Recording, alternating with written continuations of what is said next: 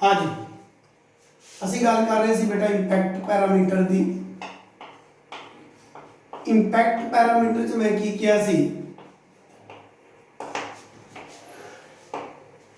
जेकर साडे कोल आ न्यूक्लियस है मान लो, then this line is called as central line।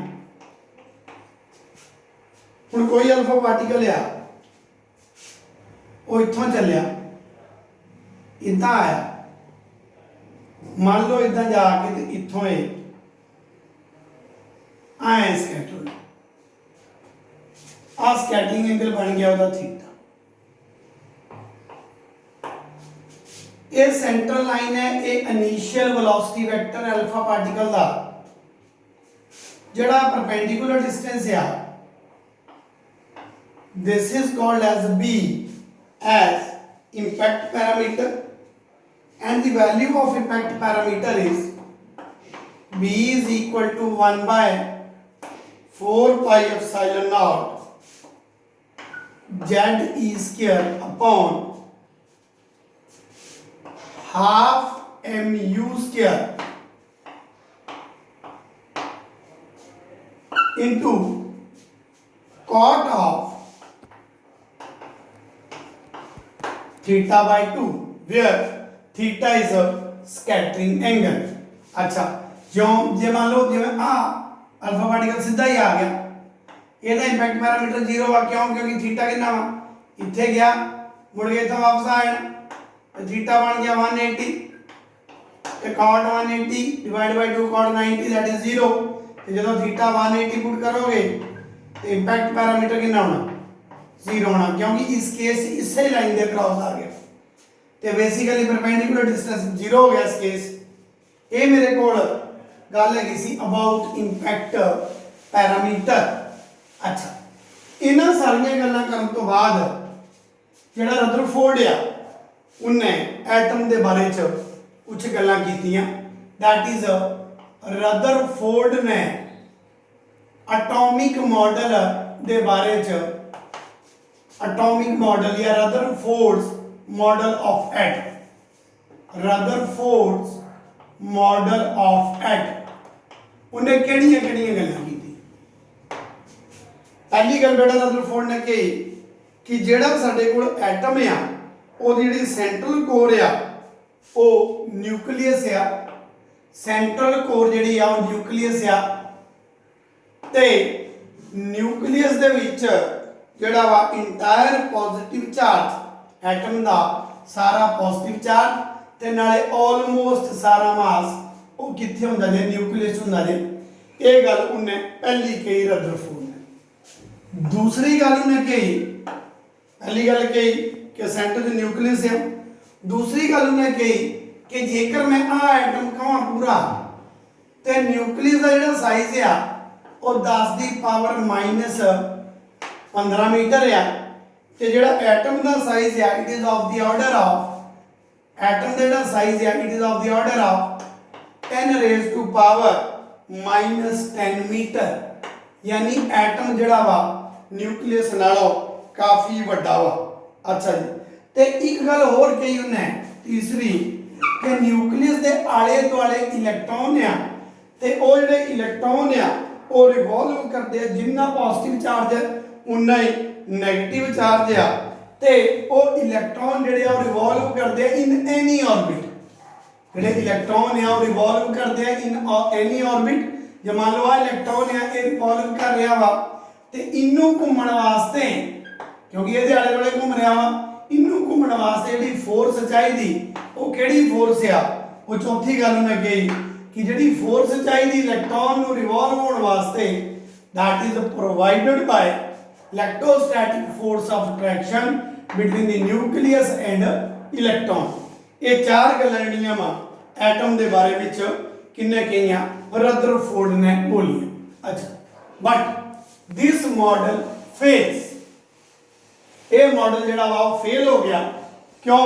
क्योंकि there were certain limitations, limitations हैगियां सी, limitations of Rutherford model. Rutherford के मॉडल दियां कुछ लिमिटेशंस। देखो पहली गल तो उन्हें कही कि न्यूक्लियस के आले दुआले इलेक्ट्रॉन रिवॉल्व करता है।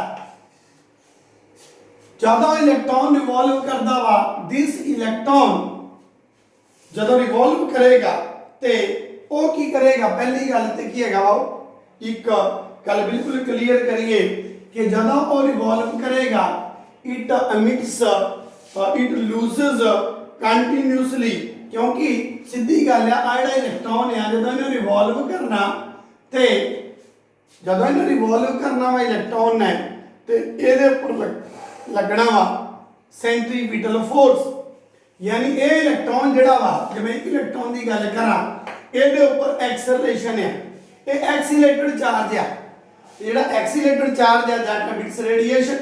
अच्छा इसका मतलब वो कंटिन्यूसली एनर्जी लूज कर रहा वा तो ज्यों-ज्यों एनर्जी लूज करता वा वो अपनी रेडियस नूं घटाउंदा जांदा वा, ज्यों-ज्यों एनर्जी लूज करता वा वो अपनी रेडियस नूं घटाउंदा जांदा वा, ज्यों-ज्यों एनर्जी लूज करता वा वो रेडिएशन घटाउंदा जांदा वा।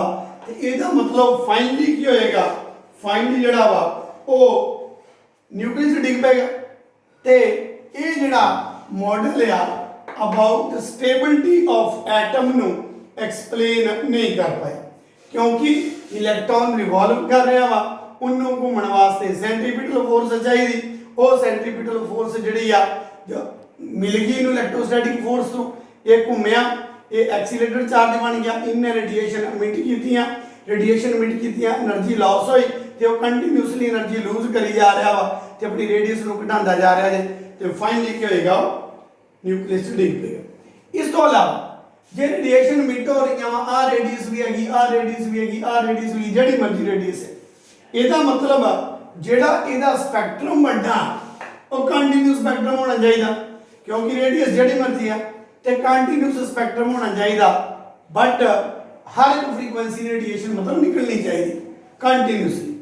बट जो हाइड्रोजन की गल करिए हाइड्रोजन के केस जिहड़ा वा या असी एटम्स के केस किहड़ा स्पैक्ट्रम होंदा वा लाइन स्पैक्ट्रम या कह लो डिस्क्रीट स्पैक्ट्रम होंदा वा, लाइन स्पैक्ट्रम होंदा वा, कंटिन्यूस स्पैक्ट्रम नहीं आउंदा ते उस चीज़ नूं भी रदरफोर्ड एक्सप्लेन नहीं कर पाया। ते साडे कोल अगे किहड़ा मॉडल आ गया, that model is Bohr's atomic model, Bohr's model of atom.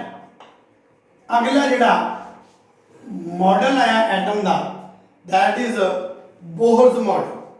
Bohr ने की किया, उन्हें कुछ गल्लां रदरफोर्ड वालियां कीतियां। बोहर ने पहली पोस्टुलेट कही कि हर एक एटम च बोहर ने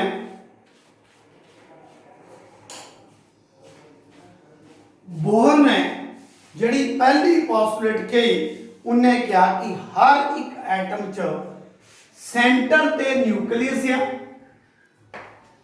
उस सेंटर के न्यूक्लियस दे विच ऑलमोस्ट सारा मास ते सारा पॉजिटिव चार्ज जिहड़ा कंसनट्रेटेड आ। जे एटॉमिक नंबर Z होए तो कितना पॉजिटिव चार्ज है न्यूक्लियस Ze ते इलेक्ट्रॉन न्यूक्लियस के आले दुआले रिवॉल्व करता। ये गल पहली पोस्टुलेट बोहर ने कही, न्यूक्लियस ते पॉजिटिव चार्ज आ, इलेक्ट्रॉन जिहड़ा वा वो न्यूक्लियस के आले दुआले रिवॉल्व करता। जेकर इलेक्ट्रॉन न्यूक्लियस दे आले दुआले रिवॉल्व करता वा इस इलेक्ट्रॉन नूं घुम्मण वास्ते जिहड़ी सेंट्रीपिटल फोर्स चाहिए दैट इज प्रोवाइडेड बाय जिन्ना इहदे विच ते इहदे विच इलेक्ट्रोस्टैटिक फोर्स हुंदा वा। ये गल पहली पोस्टुलेट कही। सेंट्रीपिटल फोर्स काहदे बराबर है mv²/r। इन्हां दोवां दे विचकार इलेक्ट्रोस्टैटिक फोर्स कितना है 1/4πε0। पहला चार्ज Ze, दूसरा charge E divided by r दा स्केयर। दोबारा कहांगा, पहली पोस्टुलेट आ कि एटम दे सेंटर च न्यूक्लियस आ, ओहदे ते पॉजिटिव चार्ज आ, इलेक्ट्रॉन ओहदे आले दुआले रिवॉल्व करदे आ, घूमण वास्ते जिहड़ी सेंट्रीपिटल फोर्स चाहिए ਉਹ ਇਹਨਾਂ ਦੋਵਾਂ ਦੇ ਵਿਚਕਾਰ ਦੀ ਇਲੈਕਟ੍ਰੋਸਟੈਟਿਕ ਫੋਰਸ ਦੇ ਬਰਾਬਰ ਹੈ। mv² upon r is equal to, ਇਹਨੂੰ k कहता, इस 1/4 पाई ਸਾਨੂੰ k कहता, kze² upon r²। आ पहली पोस्टुलेट दी गल होगी, दिस इज सही वन। अच्छा, दूसरी गल उन्हें कही, दूसरी पोस्टुलेट की कही कि इलेक्ट्रॉन जेड़े मर्जी ऑर्बिट च रिवॉल्व नहीं करेगा, इलेक्ट्रॉन उन्हां ऑर्बिट्स दे विच रिवॉल्व करेगा, इलेक्ट्रॉन सिर्फ ते सिर्फ उन्हां ऑर्बिट्स रिवॉल्व करेगा जिन्हां ऑर्बिट्स दे केस च, जिन्हां ऑर्बिट सिर्फ उन्हां ऑर्बिट्स दे विच रिवॉल्व करेगा, इस ऑर्बिट च घूम लिया, इस ऑर्बिट च घूम लिया, सिर्फ उन्हां ऑर्बिट्स रिवॉल्व करेगा जिन्हां ऑर्बिट्स दे केस च जेड़ा एंगुलर मोमेंटम है, एंगुलर मोमेंटम दी वैल्यू कितनी होवे, integral multiple of h upon 2 pi। These orbits जिन्हां जिन्हां च घूमेगा, these orbits are called as stationary orbits। ते इलेक्ट्रॉन सिर्फ उन्हां ऑर्बिट्स रिवॉल्व करेगा जिन्हां दे विच angular momentum nh upon 2 pi होवे। एंगुलर मोमेंटम कितना होंदा, mvr, it is nh upon 2 pi। ਇਹ ਗੱਲ ਜਿਹੜੀ ਆ ਇਹ ਸੈਕੰਡ ਪੋਸਟੂਲੇਟ ਬੋਹਰ ਨੇ ਕਹੀ। ਗੱਲ ਨੰਬਰ 3, ਬੋਹਰ ਨੇ ਤੀਸਰੀ ਗੱਲ ਕੀ ਕਹੀ, ਉਹਨੇ ਕਿਹਾ ਕਿ ਜੇਕਰ, ਧਿਆਨ ਨਾਲ ਸੁਣੋ, ਜੇਕਰ ਇਲੈਕਟ੍ਰॉन ਥੱਲੜੇ ਲੈਵਲ ਤੋਂ ਉਤਲੇ ਲੈਵਲ 'ਚ ਜਾਏਗਾ ਤੇ ਉਹ એનર્ਜੀ ਲਏਗਾ, ਉਤਲੇ ਤੋਂ ਥੱਲੜੇ ਜਾਏਗਾ, એનર્ਜੀ ਐਮਿਟ ਕਰੇਗਾ ਇਨ ਦੀ ਫਾਰਮ ਆਫ ਰੇਡੀਏਸ਼ਨ।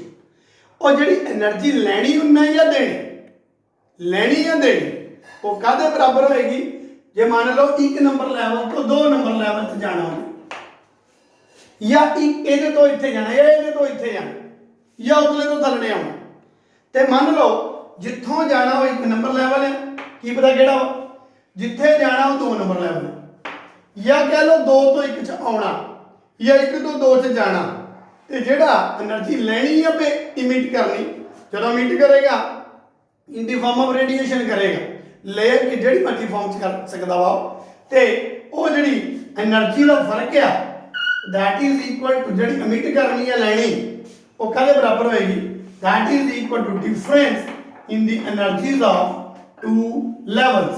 ਇਹ ਉਹਦੀ ਤੀਸਰੀ ਪੋਸਟੂਲੇਟ ਹੈਗੀ ਸੀ, ਕਾਹਦੀ, ਬੋਹਰ ਦੀ। ਪਹਿਲੀ ਪੋਸਟੂਲੇਟ ਐਟਮ ਦੇ ਸੈਂਟਰ 'ਚ ਨਿਊਕਲੀਅਸ ਹੁੰਦਾ, ਇਲੈਕਟ੍ਰੋਨ ਰਿਵੋਲਵ ਕਰਦੇ ਆ, ਘੁੰਮਣ ਵਾਸਤੇ ਸੈਂਟਰੀਪੀਟਲ ਫੋਰਸ ਚਾਹੀਦਾ, ਉਹ ਕਾਹਦੇ ਤੋਂ ਮਿਲਦਾ, ਜੇ ਇਹਦੇ ਤੇ ਇਹਦੇ ਸੇ ਆਪਣੇ ਇਲੈਕਟ੍ਰੋਸਟੈਟਿਕ ਫੋਰਸ। ਆ ਫਾਰਮੂਲਾ ਲਿਖਿਆ। ਦੂਜਾ ਕੇਸ, ਉਹ ਜਿਹੜੇ ਮਰਜ਼ੀ ਆਰਬਿਟ 'ਚ ਰਿਵੋਲਵ ਨਹੀਂ ਕਰਦਾ, ਸਿਰਫ ਉਹਨਾਂ ਆਰਬਿਟ 'ਚ ਰਿਵੋਲਵ ਕਰਦਾ ਵਾ ਜਿਹਨਾਂ ਦਾ angular momentum nh upon 2 pi ਹੋਵੇ। n ਦੀ ਵੈਲਿਊ ਕਿੰਨੀ ਹੈ, ਇੰਟੈਗਰਲ 1 2 3 4 ਸੋ ਔਨ। ਤੀਸਰੀ ਗੱਲ, ਜਦੋਂ ਟ੍ਰਾਂਜੀਸ਼ਨ ਹੁੰਦੀ ਆ ਹਾਇਰ ਟੂ ਲੋਅਰ ਜਾਂ ਲੋਅਰ ਟੂ ਹਾਇਰ, ਤੇ ਜਿਹੜੀ એનર્ਜੀ ਇਵੋਲਵ ਜਾਂ ਅਬਜ਼ੌਰਬ ਹੁੰਦੀ ਆ, ਉਹ ਕਾਹਦੇ ਬਰਾਬਰ ਹੁੰਦੀ ਆ, difference in the energies of 2 levels।